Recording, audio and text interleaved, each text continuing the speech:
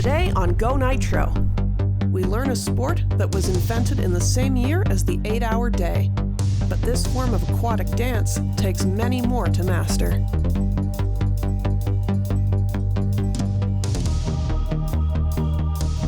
It's one thing to watch the pros, it's another thing to train with them. But there's just one catch.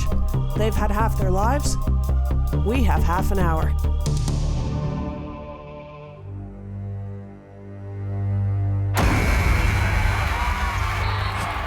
Because every athlete has a first day.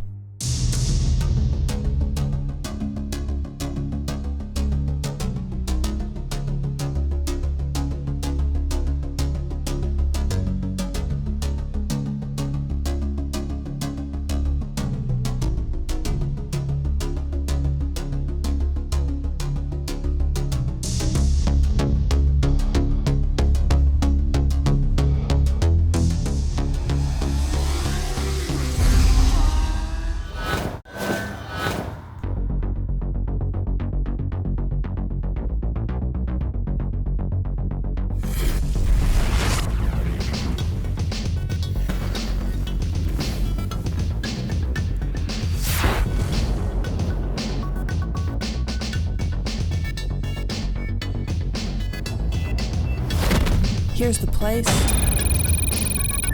Here's the legend. Here I am. And my new teacher. I was a goalie for 15 years. But we've never done this before. Experience? Zilch. 6, 7, 8, 1. No clue how to start? Less clue how to play. And neither do you when you start out. Because every athlete has a first day. And you've just been drafted. Synchronized swimming is most definitely a spectator sport. It's spectacular to watch as these athletes perform what could be described as gravity-defying underwater ballet. By mimicking movements such as an egg beater, the swimmers can either remain stationary or elevate above the water, using nothing but motion to stay in position.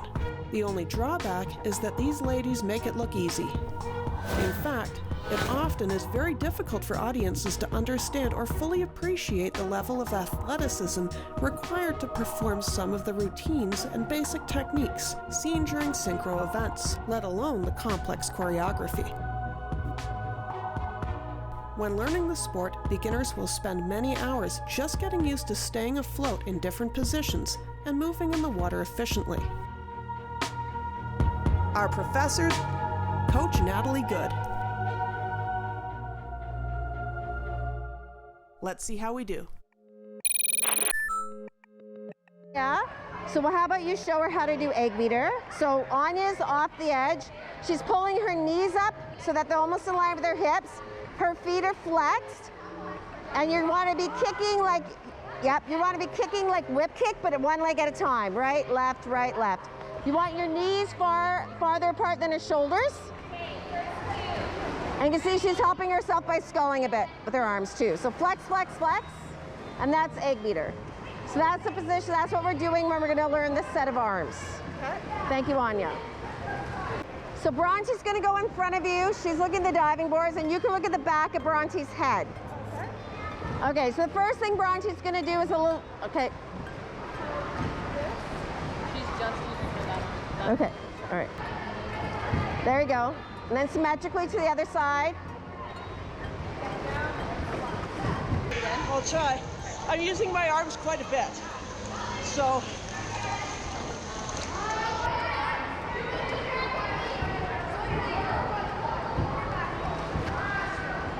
Yeah, it's just the end. There's a lot going on in there, but just at the end. So after the double, you put both hands sort of in, like below each eyeball, and you push the water. Okay? Yeah, like that. So do you want to try those arms with the whole team? Sure. Okay, so can we set up in pattern? So do you guys want me to give you 5, 6, 7, 8? Okay, ready in. 5, 6, 7, 8. 1, 2, 3, 4, 5, 6, 7, 8. Right. Do you want to try it again or? Okay, let's try it again. Ready, and 5, 6, 7, 8. 1, 2, 3, 4, 5, 6, 7, 8. Now, do you want to try any of the underwater stuff? Sure. Okay. While water can create the sensation of semi-weightlessness, it's surprisingly easy to lose your balance and get disoriented while moving around below the surface, and end up facing in the wrong direction. In order to help the swimmers stay on time with the music, waterproof speakers are placed in the pool. So Emma, do you want to show just how we get under? Okay, so you're just gonna boost up with your legs. So a big whip kick. Yeah, exactly. So I'll do it like for real. And she goes into tuck, and that's the setup position, the prep position.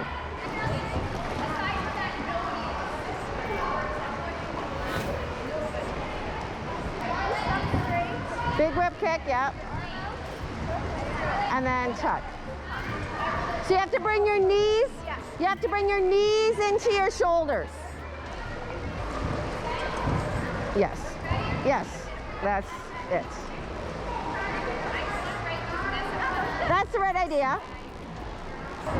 So underwater, you should be seeing this wall. Okay.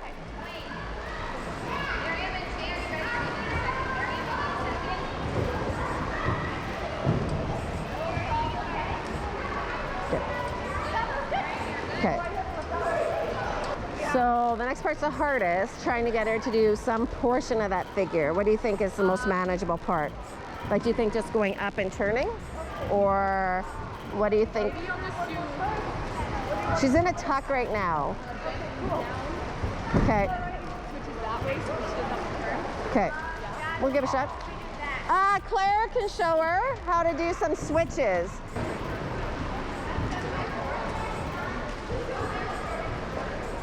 So she's in a tuck, and then, yeah. So from the tuck, she's gonna lift up her right leg and then put it in the water. The other leg is still tucked into your bum the whole time.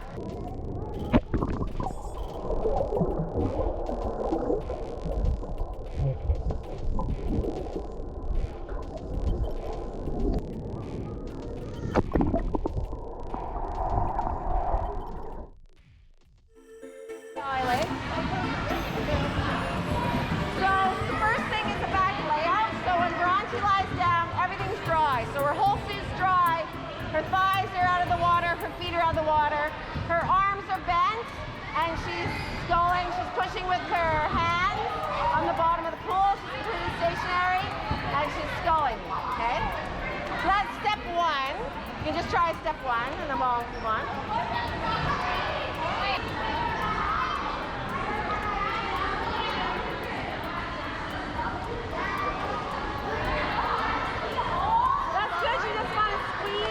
Squeeze your thighs together, really tight, but that's right. Oh, yeah. Okay. So now Bronte's going to show you a ballet leg. So the first thing she's going to do is she's going to slide her toe to her knee, and then she's going to lift it up so it's 90 degrees. So to her knee, and then pointing at the roof. That's ballet leg. Okay.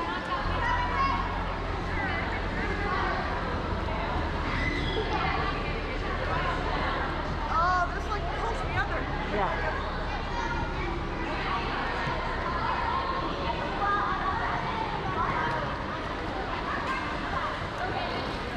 Okay, and a little cheat. Bronte, do you want to come do one with your foot on the edge and she can try that? Yeah, that works. Yeah. Keep going, keep going, keep going. Yeah.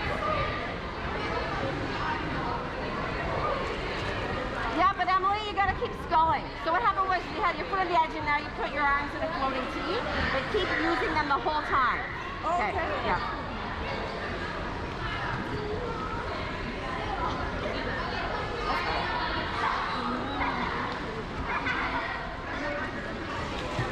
Yeah, that's good. That's better. So the only thing that, like, if you want to take it up a notch, really try and point your toes. Sculling, yeah.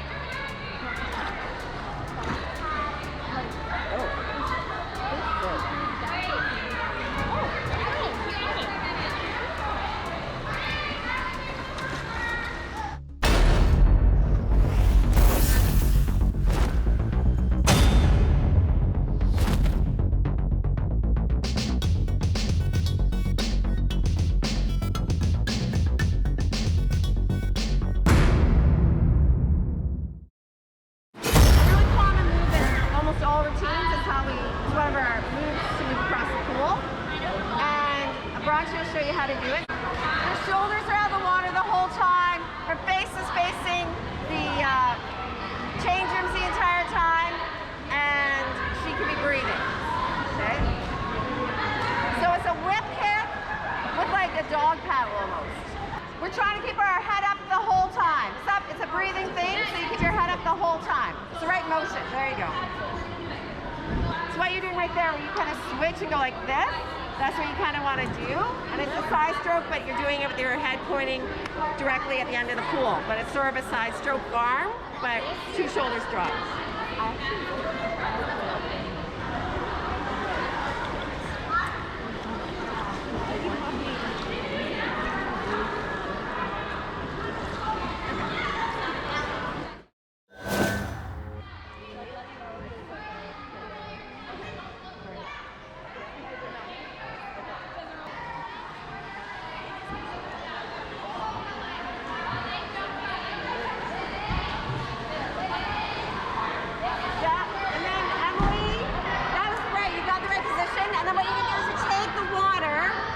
And you're pushing the water, and then handstand.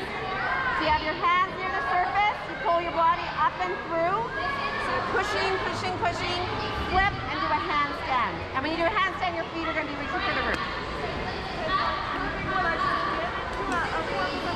Yeah, so you start with so you were under the last position was correct, your feet were pointing at the roof. And what you do is you unroll your body underneath, handstand.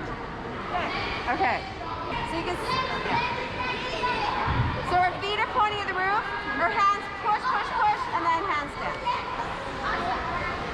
She's turning into a handstand backwards. Yeah. Okay. Yes. Yes, that is it. So that's the right motion. That is the right mechanics of it. Yeah.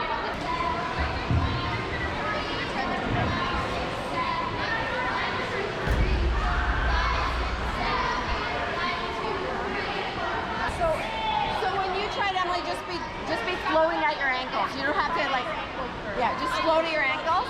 Upside down. Yeah. Okay.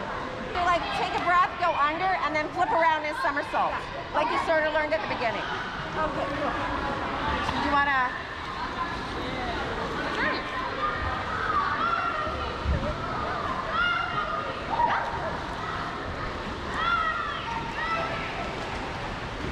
That's right.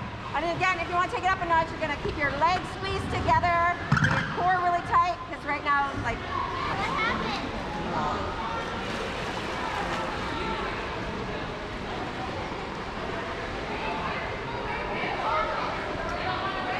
I lost my equilibrium. I'll try it again. Just kind of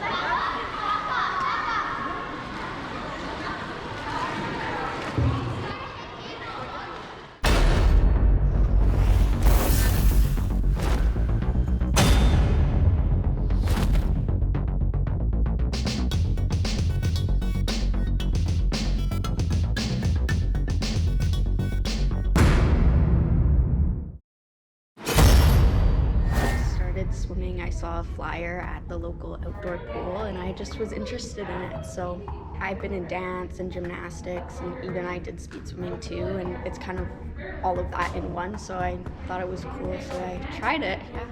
I love the competitions. I think it's something that everybody would enjoy. We perform as a team, and we get to go out and do our best and swim what we've been practicing, and I think that's really special. So there's our artistic impression mark, there is an execution mark, and there's a difficulty mark.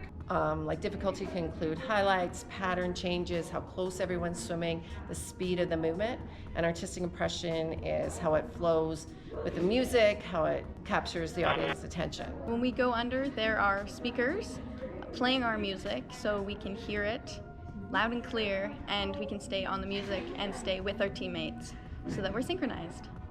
On TV, it looks a lot easier just because all they see is the costumes and the makeup and how crazy it can be sometimes. But it's actually a very technically difficult sport, and you have to have a lot of technique to be able to be good at it, to make it look easy, but it's actually very difficult. We practice usually 3 to 4 times a week, and practices are normally 3 hours, so it's around 9 to 12 hours per week. And then weeks before competitions, we do have camps where we spend at least 6 hours at the pool at a time. So those weeks before the camp are definitely hard and long.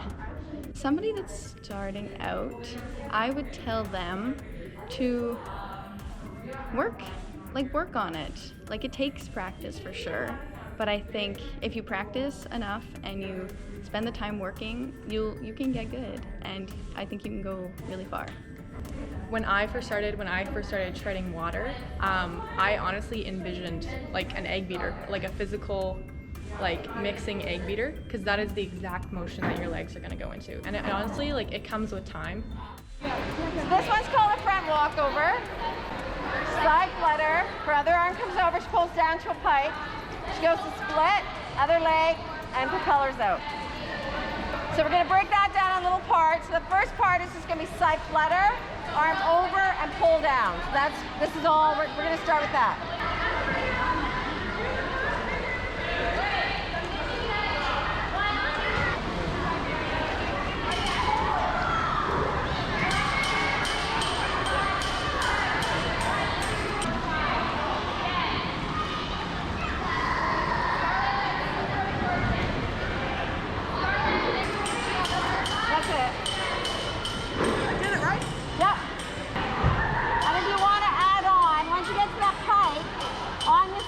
One leg and then going into split. Okay, so she's going to add on this time. And just stop in splits, that's good.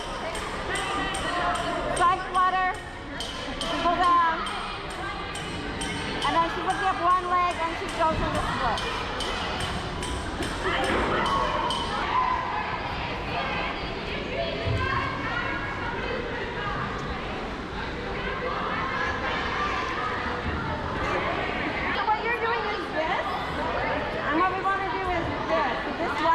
Doesn't bend at all. So you want to just keep that leg, kick that leg out right now. Kick it out straight. Kick it out. No, like this. Oh, like that? Yeah. So you're too straight, and then you're going to lift and be like this straight. So there's no bend in there at all. Let's see what this is. Okay, she's in front pike somersault, which is fine. Okay, that's a figure called front pike somersault, and you're doing it. So you're doing something. Yeah. It is a thing. So she's going to show you, you can break it down in parts, but you've already done some of these skills. The first one's the back layout. Everything's dry. She pulls her knees into her chest. She gets as small as possible and tips over. And then she lifts up, and when she lifts up, she tries to get her thighs out of the water. And then a sink.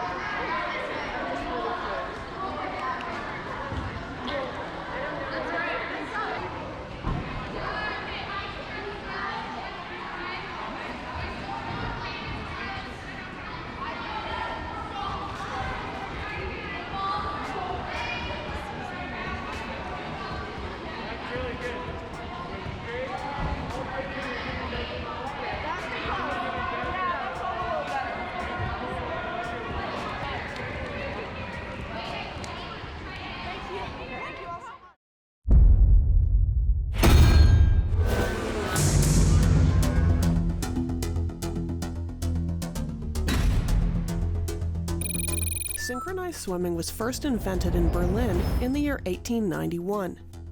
While originally intended for male athletes, it didn't take long for the transition into a predominantly female sport.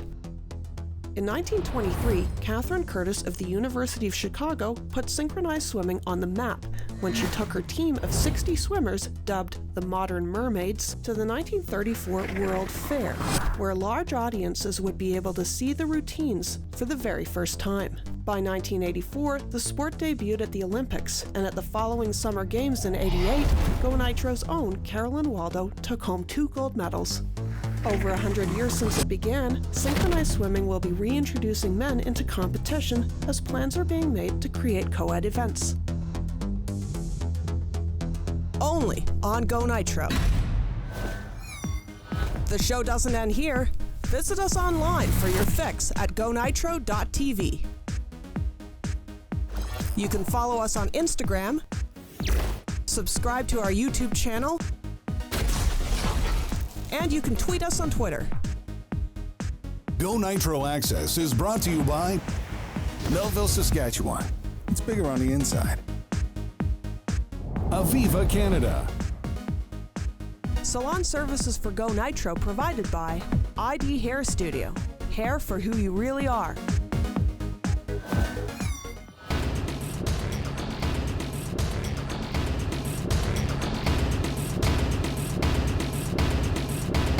Don't fit in. Stand out with black chrome.